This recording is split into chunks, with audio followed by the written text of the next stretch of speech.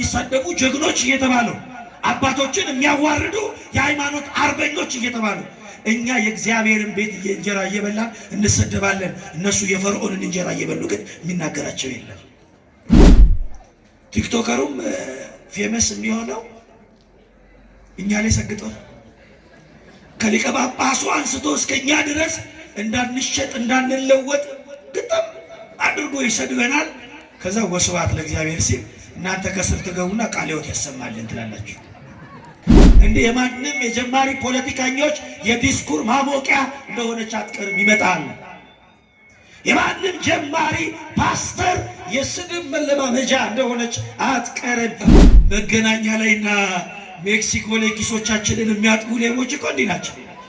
ዘው ብሎ ይገባል። ልክ እጁን ስትይዘው ይመችሽ በቃ አባቴ ብሎ ሄደ። አይናወጣለሁ።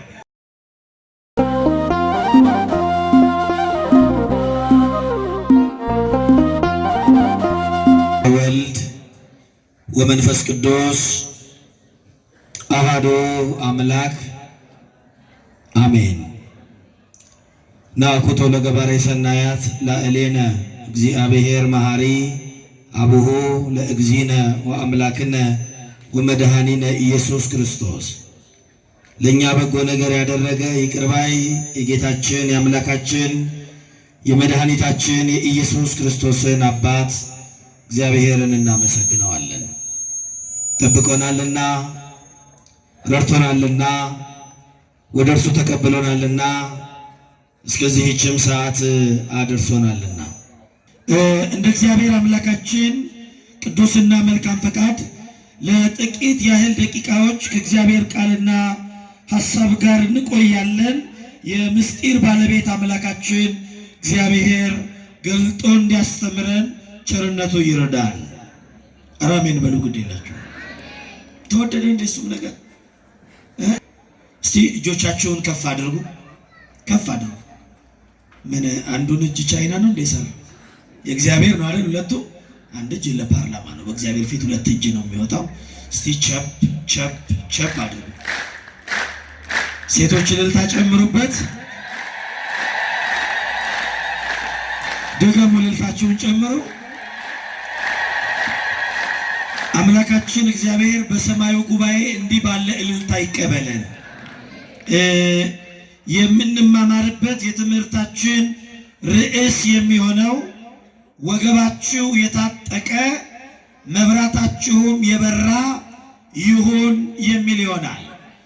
እስኪ መናገር የምትችሉ ይህንን ቃል ከኔ ቀጥላችሁ ተናገሩ። ወገባችሁ የታጠቀ በሉ፣ መብራታችሁም የበራ ይሁን። ደግሞ ወገባችሁ የታጠቀ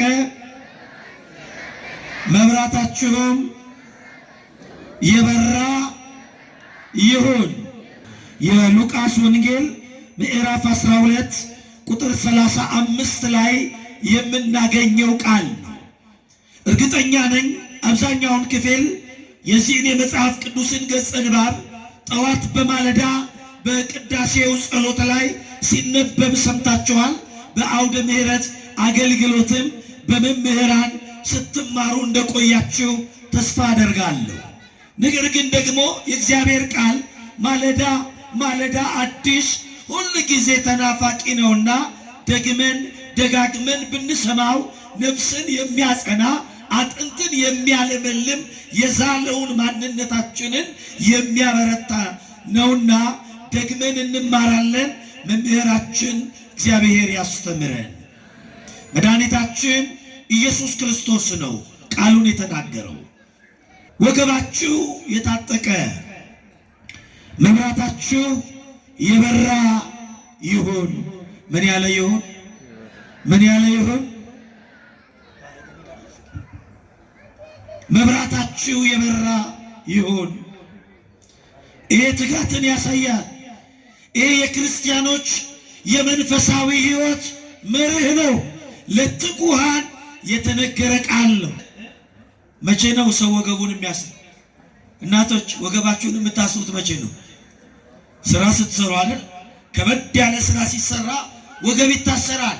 ወገባችሁ የታጠቀ መብራታችሁም የበራ ይሁን። እናንተም ጌታቸው መጥቶ ደጁን ሲያንኳኳ ወዲያው እንዲከፍቱለት ከሰርግ እስኪመለስ ድረስ የሚጠብቁ ሰዎችን ምሰሉ። ጌታቸው በመጣ ጊዜ ሲተጉ የሚያገኛቸው ምን ሲሉ የሚያገኛቸው? ምን ሲሉ? ሲተጉ የሚያገኛቸው እነዛ ባሪያዎች ብፁዓን ናቸው። እውነት እውነት እላችኋለሁ፣ እውነት እውነት እላችኋለሁ ታጥቆ በማዕድ ያገለግላቸዋል፣ በማዕድ ያገለግላቸዋል። ከሌሊቱም በሁለተኛው ወይም በሦስተኛው ክፍል መጥቶ እንዲሁ ቢያገኛቸው እነዛ ባሪያዎች ብፁዓን ንዑዳን ክቡራን ናቸው። እናንተም እንዲሆኑ ይመጣል፣ ወገቡን ታጥቆ በመካከላቸው እየተመላለሰ ያገለግላቸዋል። አዎ እየተጋን ስንጠብቀው ትጉህ ጌታ የትጉሃን አምላክ ነው። እግዚአብሔር የትጉሃን አምላክ ነው። የምኖች አምላክ ነው። እግዚአብሔር የሰነፎች አምላክ አይደለም፣ የትጉሆች አምላክ ነው። እግዚአብሔር ለተጉት ይገለጣል። ታስታውሳላችሁ በሉቃስ ወንጌል ምዕራፍ 2 ላይ እንደዚህ የሚል ቃል ተጽፏል። ክርስቶስ በተወለደባት በዚያች ሌሊት ተግተው መንጎቻቸውን የሚጠብቁ እረኞች ነበሩ። ምን ብለው ተኝተው ወይስ ተግተው? ፍናትን አርቆ መናገር የመልአክ ልማድ ነውና ይላሉ ሊቃውንት። እግዚአብሔር የትጋት አምላክ ነው፣ የትጉሃን አምላክ ነው። የማይተኛው የማያንቀላፋው ጌታ እንድንተጋለት ይፈልጋል። ይሄ ብቻም አይደለም። ኢየሱስ ክርስቶስ በተነሳባት በዚያች ሌሊት እነ ጴጥሮስ ሲሸሹ፣ ሐዋርያት ደጃቸውን ዘግተው ሲቀመጡ፣ ሴቶች ተግተው በሌሊት በቃ ሞቷል፣ እሱ ጉዳይ አብቅቷል፣ ከእንግዲህ ለቅሷችንን ሐዘናችንን እኛው እንወጣ ሳይሉ እነ ማርያም መግደላዊት ሽቶ ይዘው ወደ መቃብሩ ስፍራ ገሰገሱ። ምን አሉ? ገሰገሱ። ወደ መቃብሩ ስፍራ ሲሄዱ ነጭ የለበሱ መላእክት በዛች ሌሊት ጠበቋቸውና የተሰቀለውን የናዝሬቱ ኢየሱስን እንደምትፈልጉ እናውቃለን፣ አሁን ግን በዚህ የለም፣ እንደተናገረ ተነስቷል ብሎ ለተጉት የምስራች ነገራቸው። ግቡና እዩ፣ መቃብሩ ባዶ ነው። የተገነዘበትን መግነዝ ተመልከቱ፣ ባዶ ነው። ሲተጉ የእግዚአብሔር መልአክ ተገለጠላቸው። ወንዶቹ ተኝተው ሴቶቹ የጌታን ትንሣኤ አዩ። ሴቶች እንኳን ደስ ያላችሁ፣ የጌታን ትንሣኤ ያያችሁት እናንተ ነው። አሽሙር ነው የሚመስላችሁ አይደል? ምናሽሟጥጣችሁ ነው የሚመስላችሁ? እንዲህ ስትላችሁ ወንዶች የጌታን ትንሣኤ ያዩት ሴቶች ናቸው። አጨብጭቡላቸው። ቀራላችሁ እንዴ? ቀራላችሁ እንዴ? ግዴላችሁም። የእናቱ የድንግል ማርያምን ትንሣኤ ያየነው ደግሞ እኛ ወንዶች ነን። ሴቶች አጨብጭቡልን። እና ምን ልላችሁ ፈልጌ ነው፣ እግዚአብሔር የትጉሃን አምላክ ነው፣ የሰነፎች አምላክ አይደለም። መጽሐፍ እንደሚለው ሰነፍ በልቡ አምላክ የለም ይላል ቅዱስ ዳዊት። ሰነፍ በልቡ ምን የለም ይላል? በአፉ አለ አለ ይላል፣ በልቡ ግን ይክዳል። አሁን ብዙዎች የለም ያሉት እኮ ነበሩ አይደል? የለም ያሉት ኮሚኒስቶች ነበሩ። እነሱ የሉም፣ የኛ ጌታ ግን አለ። ክብር ለስሙ ይሁን። የሉም እነሱ አልፈዋል። ብዙዎች አልፈዋል። ስማቸው የሚያስደነግጥ፣ ስልጣናቸው የሚያርድ የሚያንቀጠቅጥ የነበረው ብዙ ኃያላን አልፈዋል። የሥላሴ መንግሥት ግን ዘለዓለም አለ። ክብር ለስሙ ይሁን። ስለዚህ ወገኖቼ እግዚአብሔር የትጉሃን አምላክ ነው። የተጋችሁ ሆኖ አለ። የመጨረሻው ጊዜ ታስታውሳላችሁ። ያኔ በዕለተ ዓርብ በማቴዎስ ወንጌል ምዕራፍ 26 ላይ ደቀ መዛሙርቱን እግሮቻቸውን አጥቦ የአዲስ ኪዳንን ቁርባን ስርዓት ከሰራላቸው ካቆረባቸው በኋላ ወደ አታክልቱ ስፍራ ወደ ጌቴሴማኒ ይዟቸው ወጣና በዚህ ቆዩ። በዚህ ምን በሉ? በዚህ ምን በሉ? ቆዩ፣ ከእኔ ጋራ ትጉ አለ። ከእኔ ጋራ ምን በሉ? ትጉ። ክርስትና ከክርስቶስ ጋር መትጋት ነው። እሺ፣ ክርስትና እሱ ባለበት መቆየት ነው። የእንቅልፍ ሃይማኖት አይደለም ክርስትና። ክርስትና የትጉሃን ሃይማኖት ነው። በዚህ ቆዩ፣ ከእኔ ጋር ትጉ አላቸው። ስለዚህ ወገባችሁ የታጠቀ መብራታችሁ የበራ ይሁን። ጌታቸውን እንደሚጠብቁ ሁኑ። ሲመጣ ይመጣል እኮ ምን ይላል? እስኪ ይመጣል በሉ። እስቲ ይመጣል በሉ። ይመጣል። ክብር ለስሙ ይሁን። ሊነጥቃት ቤተ ክርስቲያንን፣ ሙሽራይቱ ቤተ ክርስቲያንን ሊነጥቃት ሙሽራው ኢየሱስ ይመጣል። ያ በአደባባይ በጥፊ የተመታላት ጌታ፣ ያ እርቃኑን የተሞሸረላት ሙሽራ ቤተ ክርስቲያንን ሊጠቀልላት ሊወስዳት ይመጣል። ይመጣል። ይመጣል። ቤተ ክርስቲያን እንዲህ አትቀርም ወገኖቼ። ይመጣል ጌታዋ ሊወስዳት። እንዲህ የማንም የጀማሪ ፖለቲከኞች የዲስኩር ማሞቂያ እንደሆነች አትቀርም። ይመጣል። የማንም ጀማሪ ፓስተር የስድብ መለማመጃ እንደሆነች አትቀርም። ሙሽራዋ ኢየሱስ ሊያነግሳት ይመጣል። እንደተገደለች፣ እንደተገፋች፣ እንደተሰደደች ክርስቲያኖቿ እንደ ጎመን እንደተቀረደዱ፣ እንደ ሽንኩርት እንደተከተፉ አይቀርም። የሞተላት ጌታ ይመጣል። አሜን። ጌታ ኢየሱስ ሆይ ቶሎ ና ይላል መጽሐፍ። ይመጣል። ይምጣ፣ ይምጣ። የቤተ ክርስቲያን አምላክማ ይምጣ። ይምጣላት፣ በደንብ ይምጣላት እንጂ ይመጣል። ያንን ሙሽራ አስታወሳችሁት? የአርቡ ሙሽራ የወርቅ አክሊል አይደለም የሸዋ አክሊል ደፍቶ ስለ ቤተ ክርስቲያን የተሞሸረ ሙሽራ፣ ነጭ ካባ አይደለም ስጋው አልቆ አጥንቱ እስኪታይ ድረስ የተገረፈላት ሙሽራ፣ እየተጨበጨበለት አይደለም በጥፊ እየተመታ የተሞሸረ ሙሽራ፣ እየተዘመረለት አይደለም የአይሁድን ስድብ እየሰማ የተሞሸረ ሙሽራ፣ ሽቶ እየተቀባ አይደለም የአይሁድን ርኩስ ምራቅ እየተቀበለ የተሞሸረ ሙሽራ ኢየሱስ ይመጣል። መንግስት ትምጣ ያልነው ጌታ ይመጣል። አይቀርም። እመጣለሁ ብሎ እሱ አይቀርም። ብቻ ግን ጠብቁት። በመጠበቂያ ግንቤ ላይ እቆማለሁ፣ ስለ ክርክሬ የሚናገረኝንም እሰማለሁ እንዳለ በጸሎት ማማ ላይ ቆማችሁ ጠብቁት። በንስሐ ሰገነት ላይ በስጋው ደሙ ትጋት ላይ ሆናችሁ ጠብቁት። ኢየሱስ ክርስቶስ ይመጣል። ይመጣል። ይመጣል።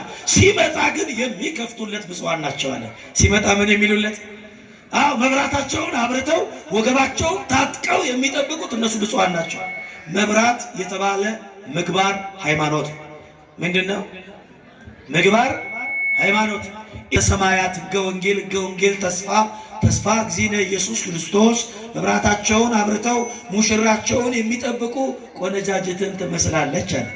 ማንን ትመስላለች? ቆነጃጅትን። 10 ቆነጃጅት፣ 5ቱ ሰነፎች፣ 5ቱ ልባሞች። እየሰማችሁ ነው?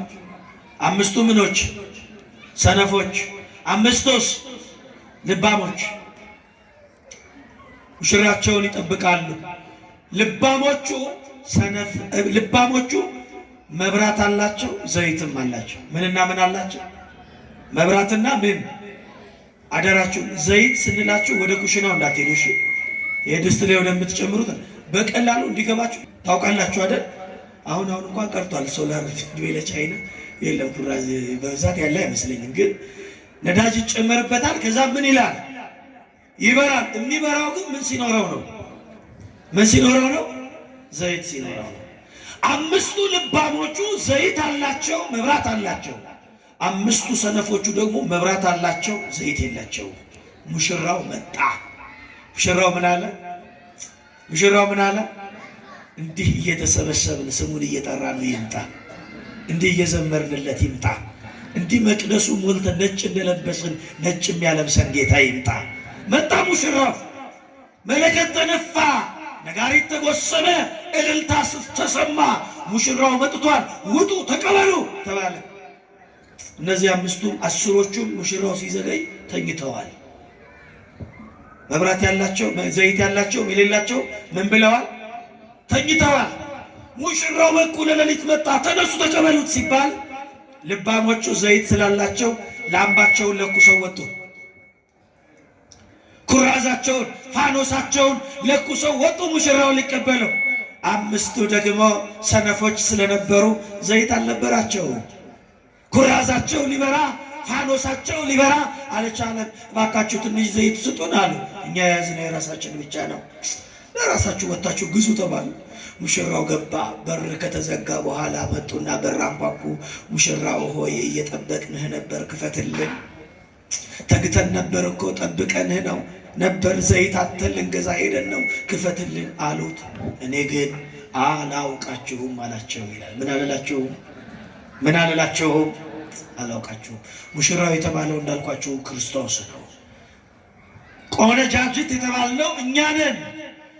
ልባሞች የተባሉት ዘይትና መብራት የያዙት ሃይማኖትን ከምግባር ያስማሙ ናቸው።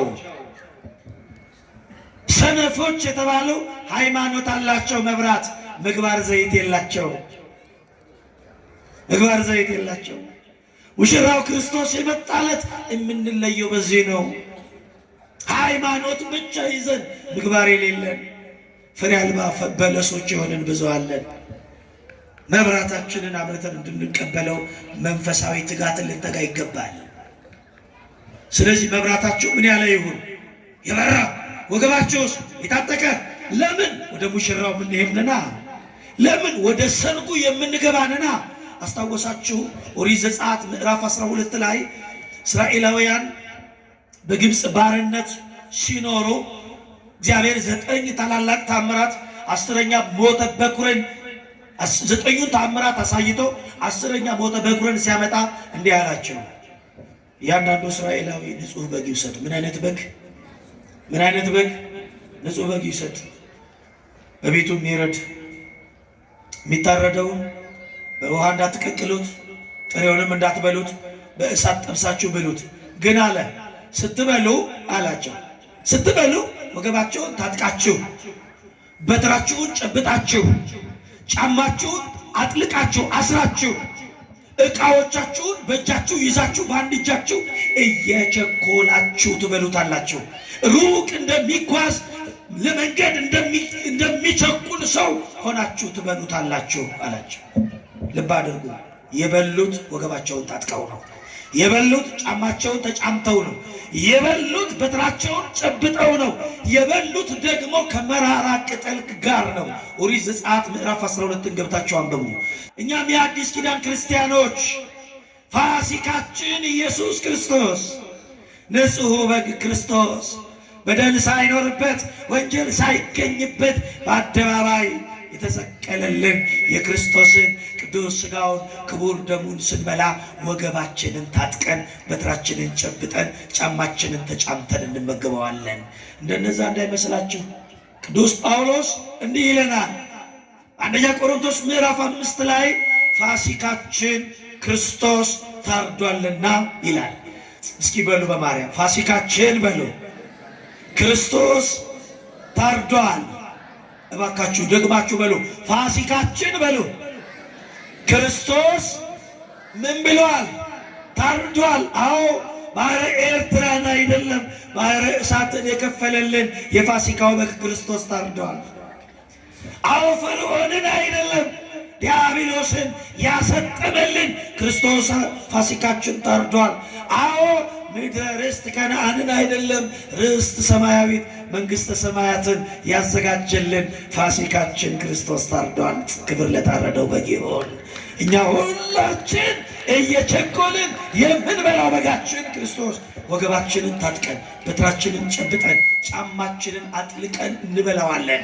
እንዴት ካልን መምህራችን ጳውሎስን እንሰማዋለና በኤፌሶን መልእክቱ ምዕራፍ 6 ቁጥር 15 ላይ ሲናገር ምን ይላል መሰላችሁ? መጋደላችሁ ከሥጋና ከደም ጋር አይደለም ማለት። ከምን ጋር? ወገባችሁን በእውነት ታጥቃችሁ።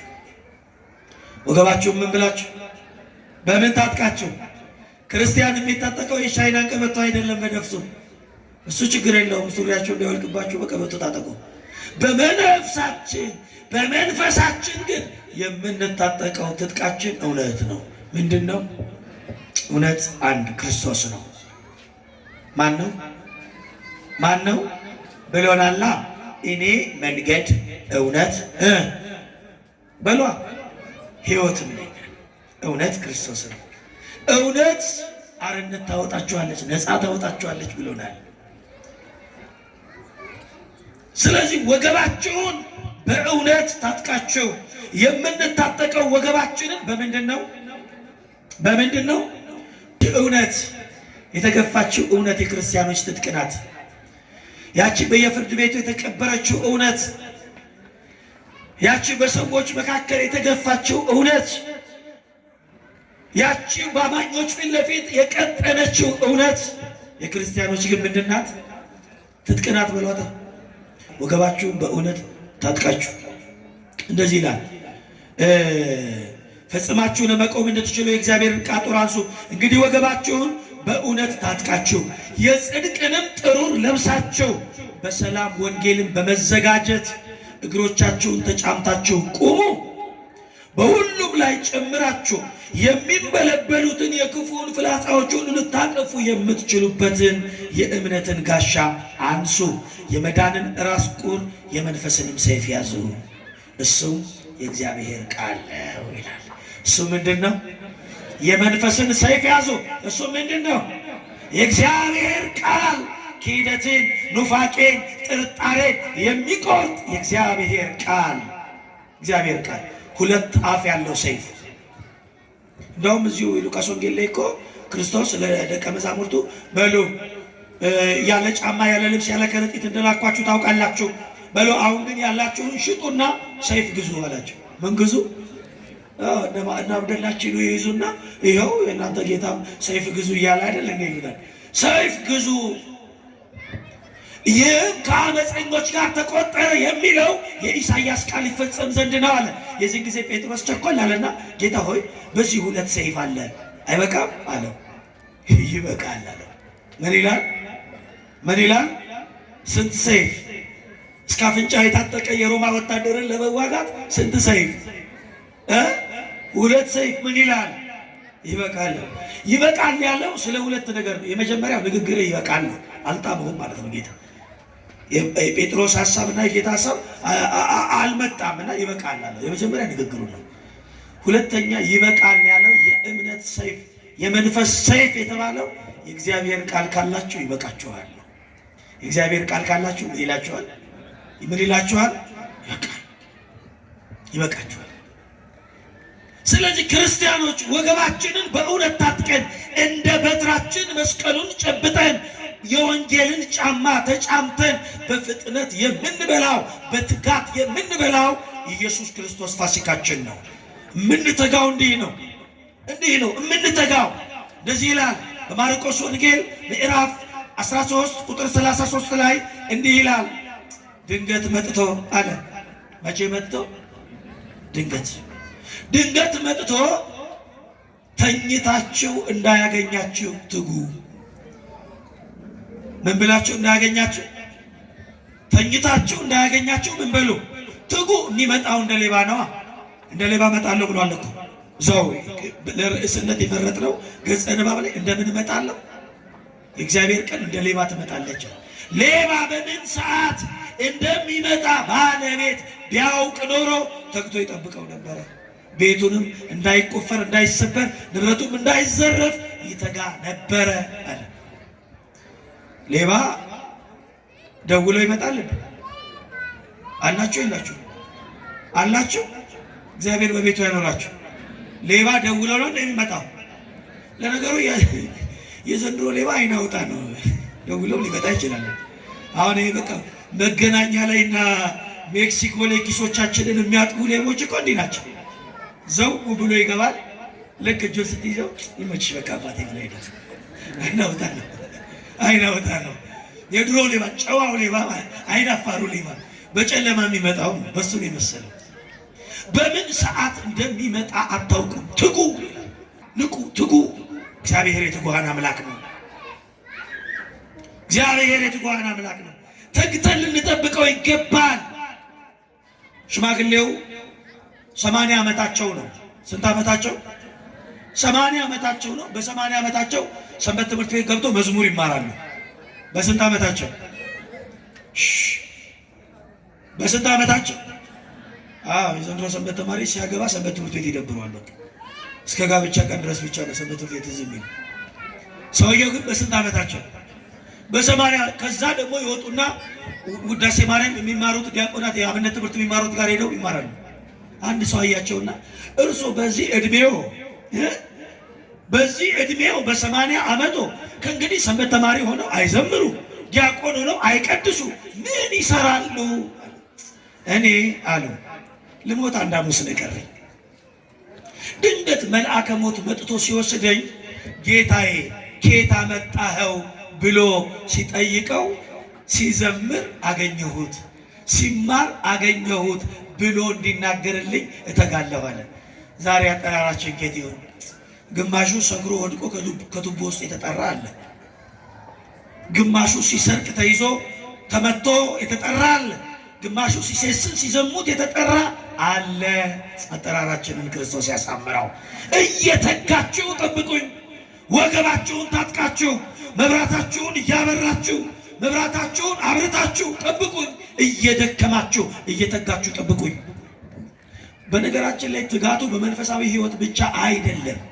ትጉ ነጋዴዎች፣ በንግዳችሁ ትጉ፣ ግን ከመብራት ጋር። ከምን ጋር? ዘማሪውን አይደለም። ከምን ጋር? ከመብራት ጋር የሚበራ ትጋት ብቻውን አይደለም፣ መብራት ያስፈልገዋል። ምን አይነት መብራት?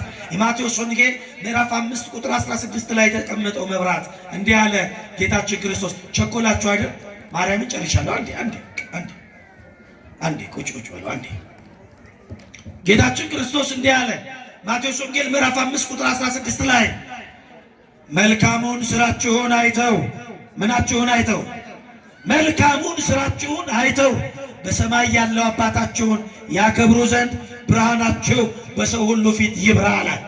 ምናችሁ? አሁን የሚበራው መልካም ስራ ነው። ትጋት ብቻ አይደለም፣ መብራት ያስፈልገዋል። ትጋት ብቻ አይደለም፣ መልካም ስራ ያስፈልገዋል። ስለዚህ እንትጋ ወገኖቼ።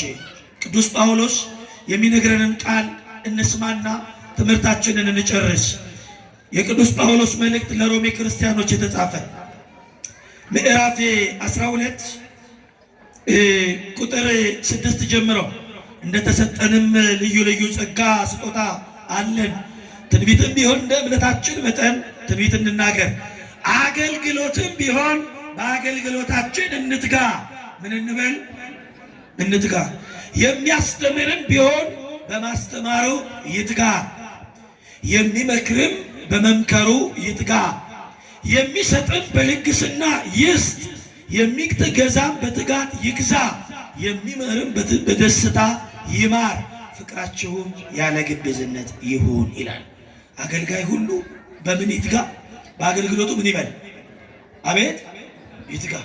አገልጋይ ሲባል ዘላችሁ እኛ ነን አይደል ትዝ የምንላችሁ? መቼስ ዘንድሮ እንደ አገልጋይ የተዋረደበት ዘመን የለም እኮ። ቲክቶከሩም ፌመስ የሚሆነው እኛ ላይ ሰግጦ ከሊቀ ጳጳሱ አንስቶ እስከኛ ድረስ እንዳንሸጥ እንዳንለወጥ ግጥም አድርጎ ይሰድበናል። ከዛ ወስብሐት ለእግዚአብሔር ሲል እናንተ ከስር ትገቡና ቃለ ሕይወት ያሰማልን ትላላችሁ። እኛ በነገራችን በዚህ ዘመን እንደ አገልጋይ እየተዋረደ ያለ የለም። ምእመናንም አገልጋዩን ከልቡ አስወጥቶ በልቡ ውስጥ ቲክቶከሮችን ካነገሰ ውሎ አድሯል። ጳጳሳትን የሚሳደቡ ጀግኖች እየተባሉ አባቶችን የሚያዋርዱ የሃይማኖት አርበኞች እየተባሉ እኛ የእግዚአብሔርን ቤት እንጀራ እየበላን እንሰደባለን። እነሱ የፈርዖንን እንጀራ እየበሉ ግን የሚናገራቸው የለም። አገልጋይ ሲባል እናንተ አገልጋይ ሲባል ምንም ኃጢአተኛ እንሁን፣ ምንም በደለኞች እንሁን፣ ምንም በኃጢአት እንጨማለቅ ግድ የላቸውም። እንጀራችን ግን የእግዚአብሔር ቤት እንጀራ ነው። የእግዚአብሔርን እንጀራ ነው የምንበላው። አገልጋይ ሲባል ግን በቤተ ክርስቲያን ውስጥ 4 አይነት የአገልግሎት መስክ አለ። ስንት አይነት? የመጀመሪያው የጵጵስና መስክ ነው። የምን አልኳችሁ? ሁለተኛው የቀሳውስት መስክ ነው። ሶስተኛው የዲያቆናት መስክ ነው። አራተኛው የምእመናን መስክ ነው። ቤተ ክርስቲያንን በ4 እግር የሚያቆማት አገልግሎት የነዚህ ሁሉ ድማሬ ነው። የነዚህ ሁሉ ኅብረት ነው። ሁሉም በእያንዳንዱ የአገልግሎት ጸጋ አለው አላችሁ። ምእመናን ዝም ብላችሁ መታችሁ ስለምትወጡ ደሞዝ ቤተክርስቲያን ስላልተከፈላችሁ አገልጋይ አይደለንም አትበሉ። ናችሁ አገልጋዮች ናችሁ እንዴ? ቢያንስ ሌላው ቢቀር መጋረጃው ማን ፈተለው? መሶበ ወርቁን ማን ሰፋው? እናንተ አይደላችሁ? መባውንም ያመጣው ማን ነው? እናንተ አይደላችሁ? ይህም አገልግሎት ነው። ደግሞ አገልግሎታችሁ ንጹህ መስዋዕት እንደሆነ ቅዱስ ጳውሎስ ነግሮናል። ሮሜ 12 ላይ ንጹህ መስዋዕት ነው፣ ለአእምሮ ቢመች መስዋዕት። ስለዚህ የሚያገለግልም በአገልግሎቱ ይትጋ፣ የሚማርም በመማሩ ይትጋ። ወገኖች ጌታችን በምን ሰዓት እንደሚመጣ አናውቅምና እግዚአብሔር ባለንበት ያጽናን፣ በሃይማኖታችን ያትጋን። በጣም የማልደብቀውን ስሜት ልንገራችሁ። እዚህ በነበርኩበት ጊዜ እንዲህ ያለ የወንጌል መነቃቃት ኖሮ ቢሆን ኖሮ ከሁለት አልሄድም ነበር። ተመለስ ነው ያለኝ። እግዚአብሔር ይመስገን። በጣም ታምራላችሁ። እግዚአብሔር ከዚህ በላይ ያትጋችሁ። ሲከፍ አድርጋችሁ እንዲያሳረፋችሁን ጌታ መስግኑት። ያለው መነቃቃት ደስ ይላል። ከሀገረ ስብከት ጀምሮ እስከ ወረዳ፣ ከወረዳ ጀምሮ እስከ አጥቢያ ሁሉም አድባራት ሰባኪያን ወንጌል፣ አለቆች፣ ጸሐፊያን ሁሉም ያደረጉት ርብርብ በጣም ያስቀናል። ከእንግዲህ በኋላ እርፍ ይዞ ወደ ኋላ አለ ወደፊት ብቻ ነው። ደብረ ኤዶምን ብቻ አይደለም፣ በከተማችን ያሉ አድባራቱን በሙሉ የወንጌል ሰገነት እናደርጋለን። ማን ያበርታን? እንዲህ አይነት ታላላቅ ጉባኤዎች 10 አድባራት አሉ። በየዓመቱ አንዳንድ ደብር ላይ ቢያዝ በዓመት ውስጥ 10 ታላላቅ ጉባኤያት አሉ። እናንተም ትጉ፣ በርቱ። ስትጠሩ አቤት በሉ። ወገባችሁን ታጠቁ። የምግባር መብራታችሁን አብሮ መቅረዛችሁን ለኩሱ። የወንጌሉን ሙሽራ ክርስቶስን ለማገልገል ትጉ። እግዚአብሔር ሁላችንን የሚያትጋን። ወስብሐት ለእግዚአብሔር።